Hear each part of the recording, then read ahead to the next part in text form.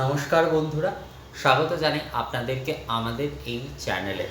আজকে যে বিষয়টি নিয়ে কথা বলবো, মহা আরাত্রিক বা মহা আরতি নিয়ে।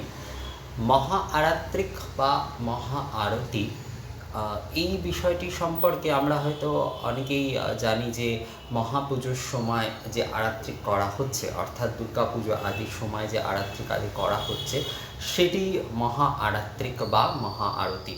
অর্থাৎ দেবী পুজোতে বিশেষ করে আমাদের বঙ্গদেশে একটি ধারণা এটাই যে দুর্গা পুজোর সময় যা কিছু বোধহয় করা হচ্ছে সেটি মহা বলে সেটাকে ভূষিত করা যেতে পারে।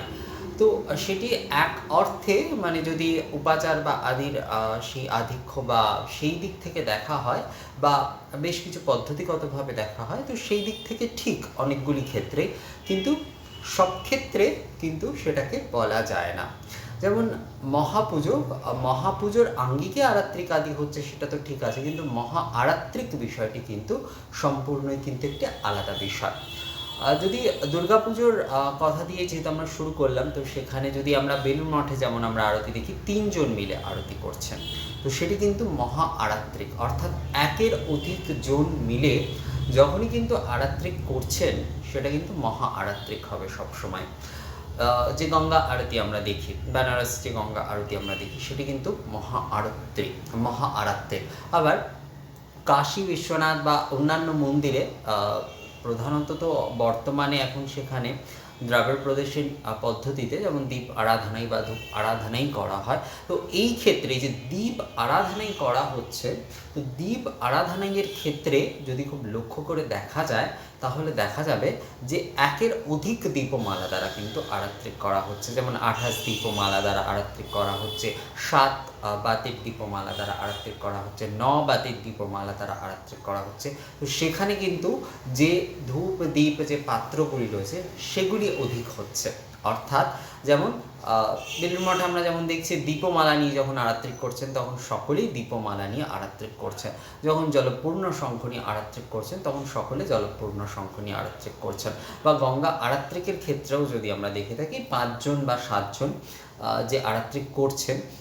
বেনারসের গঙ্গা ঘাট অ্যাকচুয়ালি দুটো পাশাপাশি দুটি ঘাট রয়েছে, একটি রাজেন্দ্র প্রসাদ ঘাট এবং আরেকটি দশাশ্বমেধ বা ওই বড় শীতলা ঘাট বলা হয় ওটিকে। তো দুটিতেই এক জায়গায় 5 জন গঙ্গোত্রী সেবা সমিতি এবং গঙ্গা সেবা সমিতি। তো এক জায়গায় 7 জন পুরোহিত আরাত্রিক করেন এবং আরেক জায়গায় কিন্তু 5 জন আরাত্রিক করেন। তো প্রত্যেকেই যখন ধনুচি নিয়ে আরাত্রিক করছেন, তখন কিন্তু তারা প্রত্যেকেই ধনুচি নিয়ে আরাত্রিক করছে, 5 জনের প্রত্যেকেই তাই করছে। এবং যখন তারা দীপমালা নিয়ে আরাত্রিক করছেন, তখন প্রত্যেকেই দীপমালা দ্বারা আরাত্রিক করছেন। তো এই যে পদ্ধতিটি, অর্থাৎ একই দ্রব্য নিয়ে একের অধিক জন যখন আরাত্রিক করছে, তখন কিন্তু সেটি মহা আরাত্রিক, অবশ্যই সেটি মহা আরাত্রিক। আবার যদি 3টে ধনুচি নিয়ে একজনই আরাত্রিক করছেন, বা 2টো ধনুচি একের অধিক নিয়ে যখনই আরাত্রিক করছে কেউ, সেটিকে আরাধনাই বলা হচ্ছে। যেমন দক্ষিণ প্রদেশে ওটিকে আরাধনাই বলা হচ্ছে। এই আরাধনাইও কিন্তু আরাত্রিক, অর্থাৎ এই আরাধনাই যে পদ্ধতি, এটিও কিন্তু মহা আরাত্রিক। অর্থাৎ একের অধিক ধূপ দীপ পাত্র দ্বারা কিন্তু আরাত্রিক করা হচ্ছে। তো বিষয় এখানে এটাই যে যখনই একের অধিক হবে, সেখানে পুরোহিত হতে পারে অথবা ধূপদীপ আদি পাত্র হতে পারে একের অধিক। অর্থাৎ 3 জন পুরোহিত মিলে আরাত্রিক করছে, তারাও একের অধিক ধূপদীপ পাত্র নিয়ে আরাত্রিক করতে পারেন, অথবা একটি নিয়েও করতে পারেন। তো সেটি মহা আরাত্রিক। একের অধিক যেখানেই বিষয়টি হচ্ছে আরাত্রিকের ক্ষেত্রে, সেটি পুরোহিতের ক্ষেত্রে হোক বা ধূপদীপ পাত্রের ক্ষেত্রে হোক, সেটি কিন্তু আরাত্রিক। অর্থাৎ একজন পুরোহিত যদি একের অধিক ধূপদীপ পাত্র দ্বারা আরাত্রিক করছেন, অর্থাৎ এই পদ্ধতিটি কিছুদিন আমার এক বন্ধুর সঙ্গে কিছুদিন আগে কথা হচ্ছিল। তো ওর সঙ্গে আমার এই নিয়ে অনেকবার কথা হয়, এবং ওদের যে আবাসনের যে পুজোটি, ও ওখানে আরাত্রিকের এই পদ্ধতিটি চালু করেছে যে প্রথমে দশাঙ্গ ধূপ দ্বারা আরাত্রিক, এবং তারপরে যথারীতি যে ধনুগুগুলের আরাত্রিক, এবং তারপরে হচ্ছে একটা 28 দ্বীপ দ্বারা আরাত্রিক করা হয়, এবং তারপরে বোধহয় সপ্ত বা এরকম পঞ্চপ্রদীপ দ্বারা আরাত্রিক করে তারপরে বাকি আর যে নিয়ম আদিগুলি রয়েছে সেই পদ্ধতিতে আরাত্রিক করা। তো এই যে দশাঙ্গ ধূপে আরাত্রিক হচ্ছে, এবং তারপরে একটি সামান্য ধুনা গুগুল দিয়ে আরাত্রিক হচ্ছে, এবং অর্থাৎ দুটোই ধনুচিতে আরাত্রিক হচ্ছে। তো দুটো ধনুচিতে আরাত্রিক হচ্ছে এবং তারপরে এই যে দীপমালারও একাধিক দীপমালা, অর্থাৎ 28টি দীপমালা দ্বারা প্রথমে আরাত্রিক হচ্ছে এবং তারপরে যে পঞ্চদীপমালা দ্বারা আরাত্রিক হচ্ছে। তো এই যে একজন পুরোহিতই সেখানে করছেন, সেখানে কিন্তু একের অধিক পুরোহিত করছে না, একজন পুরোহিতই করছেন। তিনি কিন্তু এই দুটো ধনুচি যারা আরাত্রিক করছেন, আবার এই দুটো দীপমালা দ্বারা আরাত্রিক করছেন এবং তারপরে যথারীতি, অর্থাৎ এই অগ্নি তত্ত্ব যেটা রয়েছে, মূলত প্রদীপ এবং ধূপের ক্ষেত্রে এই বিষয় আসে, পঞ্চবায়ু এবং অগ্নির ক্ষেত্রে, যে এটি প্রধানত অধিক করা হয়। আসলে আরাত্রিকের যদি মূল আমরা দেখি, তো সেক্ষেত্রে এই অগ্নি, এই ধূপাগ্নি বা দীপাগ্নি দ্বারাই আরাত্রিক করা। পরবর্তী যে বিষয়গুলি এসছে যদি দেখা যায়, তাহলে সেগুলো কিন্তু খানিকটা পরেই এসছে এবং এই বিষয়গুলিকে অনেকটা পুরাণের যে বেশ কিছু বর্ণনা আছে এবং বৈষ্ণব ভাবনা এর মধ্যে কিন্তু অনেক বেশি কাজ করেছে পরবর্তীকালে। কারণ পুরনো অনেকগুলো, বিশেষ করে ওড়িশা এবং বাংলার যে পুরনো গ্রন্থগুলি আমরা পেয়ে থাকি, সেখানে কিন্তু যদি আরাত্রিক বিধি দেখে থাকি, তো বলা হচ্ছে ওড়িশার একটি খুব সুন্দর বর্ণন রয়েছে যে দেবীকে সিন্দুর এবং নারকেল ও দারিম ফল, অর্থাৎ যে বেদানা, এই দিয়ে পুজো করতে হবে এবং তার সঙ্গে হচ্ছে দেবীর আরাত্রিক হবে ধূপ বা গুগ্গুলা, প্রদীপ, কর্পূর এবং চামড়ে, এই দ্বারা এইভাবে কিন্তু আরাত্রিক হবে। তো পুরনো অনেক জায়গায় এইটারই বর্ণনা পাওয়া যায়, যারা পূর্ণা সংখ্যা আদি, এই যে সংযোজনটি হয়েছে, এটি বেশ খানিকটা পরেরই বলা চলে। তো মূল বিষয় এখানে যেটা বলা সেটা হচ্ছে যে আরাত্রিক যদি আমরা তত্ত্বের দিক থেকে দেখি, অর্থাৎ আরাত্রিকের মূল আমরা দেখি, তাহলে সেটি কিন্তু ধূপাগ্নি এবং দীপাগ্নি। তো একের অধিক পুরোহিত যখন সেই ধূপ এবং দীপ দ্বারা আরাত্রিক করছেন, একটি নিয়েই তারা আরাত্রিক করছেন, কিন্তু একের অধিক পুরোহিত করছেন, তো সেক্ষেত্রেও সেটি কিন্তু মহা আরাত্রিক। আবার একজন পুরোহিত যখন একের অধিক ধূপ দীপ পাত্র নিয়ে আরাত্রিক করছেন, সেটিও কিন্তু মহা আরাত্রিক। অর্থাৎ একের অধিক যেখানেই হচ্ছে বিষয়টি কিন্তু সেখানেই মহা আরাত্রিক হচ্ছে। অর্থাৎ হচ্ছে 3 জন করুক কি 5 জন করুক কি 7 জন করুক, এই যে একের অধিক জন যদি দুজনও করে, দুজন পুরোহিত মিলেও অনেক জায়গায় আরাত্রিক করে থাকেন, তো সেটিও মহা আরাত্রিক। দুজন পুরোহিত একটি ধূপ পাত্র এবং একটি দীপ পাত্র নিজেদের হাতে নিয়ে আরাত্রিক করছেন, তো সেটিও মহা আরাত্রিক। আবার একজন পুরোহিতই দুটো ধূপ এবং এই দুটো দীপ মালা এরকমভাবে যখন আরাত্রিক করছেন, সেটিও কিন্তু মহা আরাত্রিক। তো মূল বিষয় হচ্ছে যেখানে একের অধিক হবে সেটি মহা আরাত্রিক, একের অধিক যেখানে হচ্ছে সেটি মহা আরাত্রিক।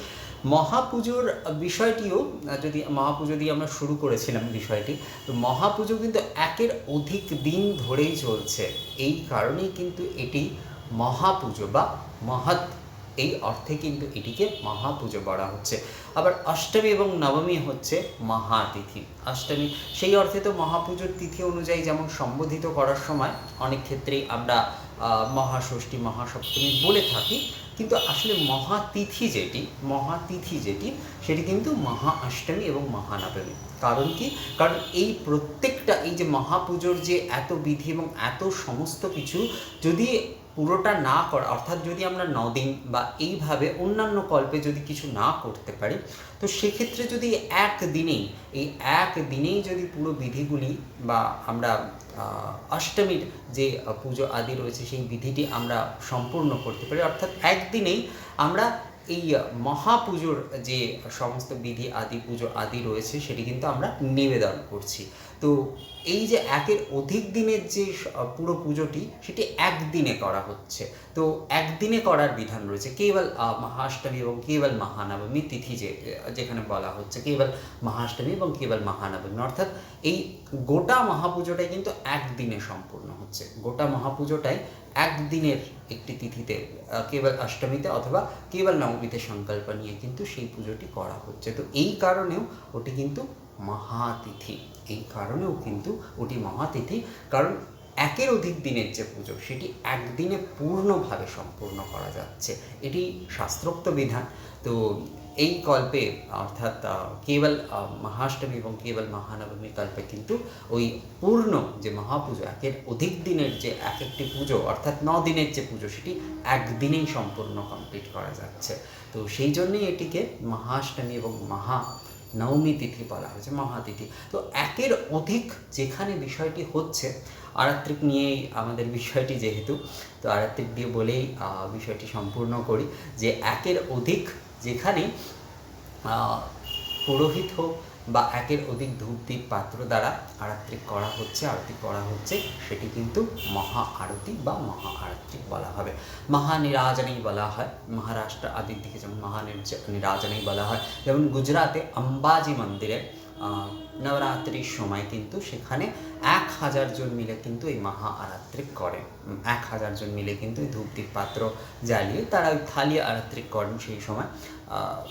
এমনি তো মন্দিরে আরাত্রিক চলে, কিন্তু সকলে জড়ো হয়ে সেই সময় ওই অম্বাজি মন্দিরে সেখানে কিন্তু এই মহা আরাত্রিক করে থাকেন। অর্থাৎ একের অধিক জন যেখানেই আরাত্রিক হচ্ছে, একের অধিক জন দ্বারা আরাত্রিক যখনই হচ্ছে সেটি কিন্তু মহা আরাত্রিক।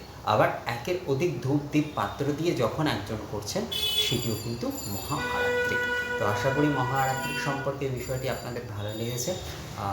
পরবর্তী আবারও একটি ভিডিওতে আবার আপনাদের সঙ্গে কথা হবে আশা করি। ততক্ষণের জন্য নমস্কার।